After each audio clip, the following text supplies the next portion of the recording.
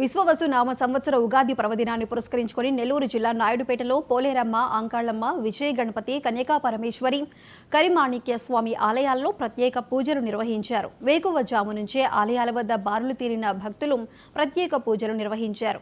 శ్రీ పోలేరమ్మ ఆలయంలో జరిగిన పూజా కార్యక్రమాల్లో మాజీ MP Nilavala Subrahmanyam, municipal vice chairman Sheikh Rafi, Nelavala Rajesh, Janasena incharge Uyyala Praveen పాల్గొన్నారు. ఆలయ ఈవో రవికృష్ణ ఆలయ మర్యాదలతో స్వాగతం పలికి సత్కరించారు. ఉగాది శుభాకాంక్షలు అందరికీ. మరి ఈరోజు తెలుగు సంవత్సరాది ఉగాది రాష్ట్ర ప్రజలకు చాలా ప్రసిద్ధి చెందింది. నారా చంద్రబాబు నాయుడు గారి సమక్షంలో వేదాంతి నాగపణి శర్మ గారు ఈరోజు పంచాంగ పఠనం చేయడం జరిగింది.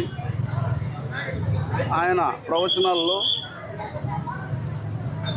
ఈ రాష్ట్రం చంద్రబాబు గారి నాయకత్వంలో సుభిక్షంగా ఉంటుందని, రాష్ట్రంలో సంపూర్ణంగా వర్షాలు కురుస్తాయని,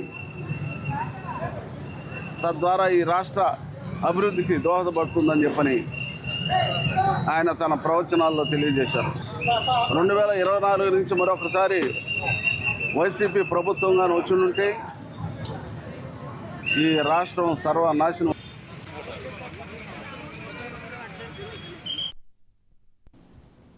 నెల్లూరు జిల్లా రాపూరు మండలంలోని పెంచలకోన పెనుసిల లక్ష్మీ నరసింహస్వామి దేవస్థానంలో ఉగాది వేడుకలు ఘనంగా జరిగాయి. ఉగాదిని పురస్కరించుకుని ఆలయ అర్చకులు పంచాంగ శ్రవణం